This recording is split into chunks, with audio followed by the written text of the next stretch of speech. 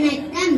கார்கை தொழிற்சாலையின் பொது மேலாளர் திரு ஐயா அவர்களுக்கும் இங்கே கூடியுள்ள உயர் அதிகாரிகள் அனைவருக்கும் என் இனிய சுதந்திர தின நல்வாழ்த்துக்கள்.